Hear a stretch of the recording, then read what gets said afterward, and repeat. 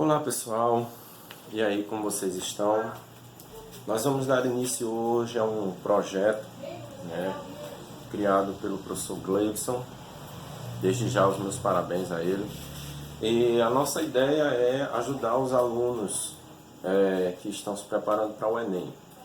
O nome desse projeto é Falando Fisicamente, só que aqui é aula de matemática, então eu vou falar matematicamente. Bom, nosso foco específico, como é o Enem, nós vamos escolher assim, catalogar conteúdos que são mais frequentes no Enem, tá? Cuja incidência de questões é maior e que os alunos consideram que sejam mais fáceis de absorver. Adelei, por que você não vai dar aula dos conteúdos mais difíceis? Porque justamente é aí onde está. Se eu for dar aula de um conteúdo difícil para você, você vai ter dificuldade, consequentemente, é uma lógica, de compreender. Então, talvez se desmotive, enfim, há uma série de obstáculos. E a ideia aqui é que você se saia bem. Então, nós vamos focar nos conteúdos mais fáceis, nos mais incidentes, e que vocês, consequentemente, irão pegar com mais rapidez, facilidade. Agora, é importante que você se dedique, tá? Portanto, só essas aulas não é suficiente. Você tem que trabalhar em casa, tá? Nós fizemos um podcast sobre o Enem e comentamos lá sobre estrutura da prova, conteúdos mais incidentes, enfim. E nós concluímos que existem muitos conteúdos do ensino fundamental que são necessários que você estude.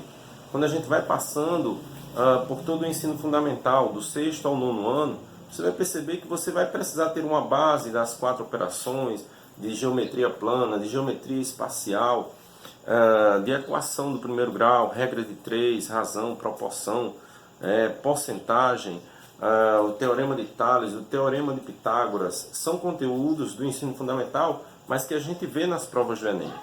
Comentamos também sobre a estrutura da prova, o quanto é importante você dominar a contextualização, visto que 100% das questões do Enem de matemática são contextualizadas. Então, é importantíssimo que você domine a contextualização, tá? Aqui nós só vamos passar os conteúdos, mas em uma aula posterior nós vamos trabalhar a resolução de questões do Enem sobre esse conteúdo, tá? Esse primeiro conteúdo fui eu que escolhi a dedo, e a partir daí nós vamos seguir uma sequência de conteúdos incidentes no Enem, tá? Vamos começar com PA, progressão, aritmética, obrigatoriamente não, Evidentemente nós vamos falar sobre APG, vamos falar sobre funções e, enfim, outros conteúdos que a gente enxerga como importantes. Legal? Vamos lá. O que seria uma progressão aritmética?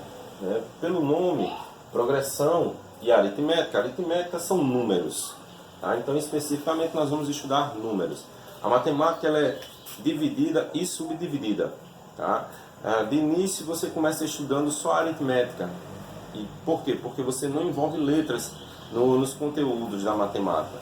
Então, a partir do momento que começa a envolver letras, você acaba de entrar na álgebra. E aí tem uma outra parte da matemática que é a geometria. Ela é subdividida em plana e espacial. Mas enfim, é só por uma questão de entender onde se encontra cada um. Apesar de ter o nome progressão, nem toda PA é uma sequência de números crescentes, tá? Progredir, eu posso progredir numa ordem decrescente. Não deixa de ser uma progressão, só que é uma progressão regressiva, tá certo? Bom, e aí nós vamos trabalhar especificamente sequências numéricas. Essas sequências são baseadas em uma razão. Essa razão nós vamos representar pela letra R, tá? É importante que a gente verifique se toda a sequência numérica que nós estamos verificando tem uma razão. Se um dos números da sequência falhar, então não é uma progressão aritmética. Pode até ter uma sequência lógica, mas não passa a ser uma sequência, uma progressão aritmética, tá ok? Então, enfim, essa razão, a PA, ela é baseada apenas em duas operações, soma e subtração. Ou seja, acontece uma soma a cada termo ou uma subtração a cada termo, ok? Eu coloquei aqui um exemplo, tá? Nota que eu coloquei uma sequência, então, uma reticência, então significa que essa sequência tem continuidade. E a ideia é justamente essa, tá? Se eu perguntar para você qual é o próximo termo aqui, vai ser muito fácil, porque só é somar mais 4, verificando que a razão nessa sequência é 4. 3 para 7, 4. 7 para 11, 4. 11 para 15, 4. Então, isso aqui é uma progressão aritmética, uma PA de razão 4. Eu coloquei aqui como nós vamos chamar cada termo, tá? O 3 é o A1, o 7 é o A2, o 11 é o A3, o 15 é o A4, então o A5 seria 19. Falar A1, A2, A3 é mais prático. O correto é falar A índice 1, A índice 2, só que dá mais trabalho, né? Então vamos deixar a coisa mais prática, certo? Os termos, ou seja, todos os termos, nós vamos representar por uma letra N. Se não tivesse a reticência, eu diria que o N aí era 4, tá? Com a reticência, essa sequência é enésima, porque eu não sei a quantidade de termos que ela tem, tá bom? Ela é infinita, a quantidade. E eu coloquei aqui uma ideia. Observe essa ideia. O A1 eu escrevi 3, é o que está aqui, ó. Já o A2 eu escrevi 3 mais 1 vezes 4. Note que essa conta está certa. Lembrando que primeiro a gente faz a multiplicação, tá? Então 1 vezes 4 é 4, mais 3, 7. Olha o bichinho aqui. O terceiro termo eu fiz 2 vezes 4, 8, mais 3, 11. Olha o camarada. E o A4 eu fiz 3 mais 3 vezes 4, 12. 12 mais 3, 15. Olha aqui. Então, baseado nessa ideia, nós criamos uma lógica, tá? E a partir da lógica, que nós podemos chamar até de lei de formação, e a maioria chama de fórmula. Então, criamos uma fórmula para PA. A fórmula é a seguinte, ó, o primeiro termo, que a gente vai chamar de A1, mais esse primeiro fator aqui dos produtos, ó, eles são sempre uma unidade a menos que o índice aqui, ó. Então, se aqui é 2, aqui é 1. Se aqui é 3, aqui é 2. Se aqui é N, aqui vai ser N menos 1. Um termo anterior, certo? Multiplicado pela razão. Olha a razão 4, então a letra R, 4. Ok? Pronto, então nós temos essa fórmula. Essa fórmula, ela é aplicável em muitas questões do Enem. Tá bom? Eu queria falar também sobre algo muito importante que de vez em quando nós usamos, que é o termo médio. O termo médio já está dizendo, é o termo que está lá no meio. O termo médio, ele só vai acontecer em sequências de quantidade ímpar. Por quê? Porque quando eu tenho uma sequência de quantidade ímpar, eu tenho uma mesma quantidade à esquerda, uma mesma quantidade à direita, e aí eu vou ter um termo médio. Analisando por lógica também, tá? Tudo a gente vai verificar por lógica. Analisando por lógica, se você soma o primeiro com o último, aí você vai ter uma soma de 22, né? 3 mais 19, 22. Dividido por 2, dá o termo médio, certo? Então, eu mostrei esse exemplo para provar essa segunda fórmula, porque toda lei de formação, ela sendo verdadeira, ela pode virar uma fórmula, ok? Então, o termo médio aqui é o primeiro mais o último dividido por 2, tá?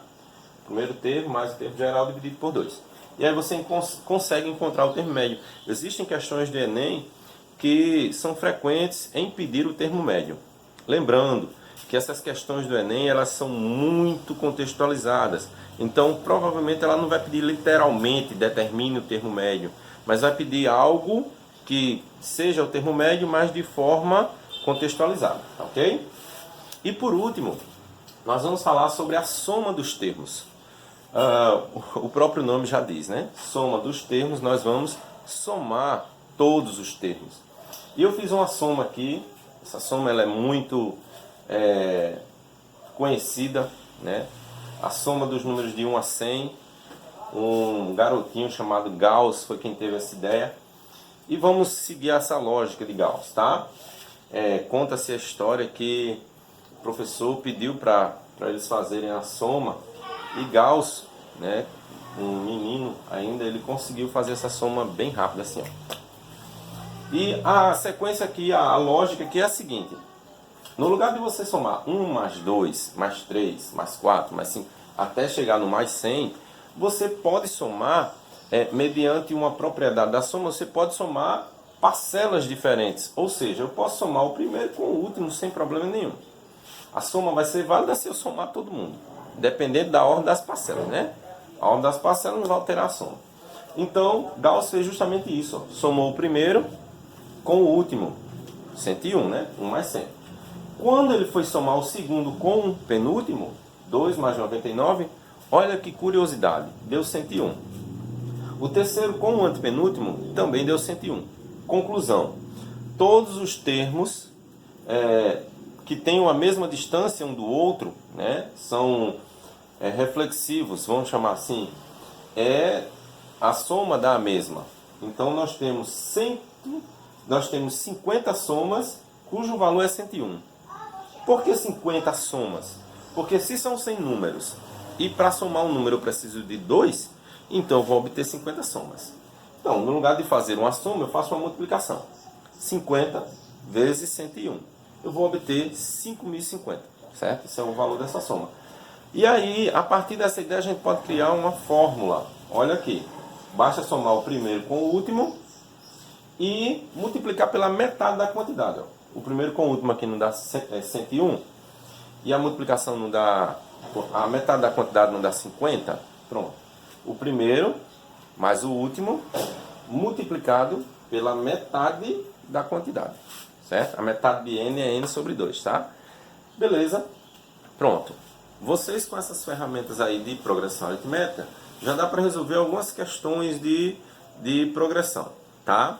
Eu vou resolver algumas com vocês lá no nosso Instagram, lá no nosso grupo, nesse projeto. Vocês vão ter acesso a listas de exercícios voltadas especificamente para o Enem. Então, a gente vai mandar lá uma listinha só com questões de progressão aritmética do Enem. Tá? Vamos mandar também resolução dessas questões para vocês, ok? Então, nos acompanhe aí e que você possa, se Deus quiser, chegar ao seu objetivo, realizar o seu sonho, que é passar no Enem e ser um grande profissional. Tá bom? Tchau, tchau. Esse é o Falando Matematicamente, dentro do Falando Fisicamente. Tá bom? Força! É nóis!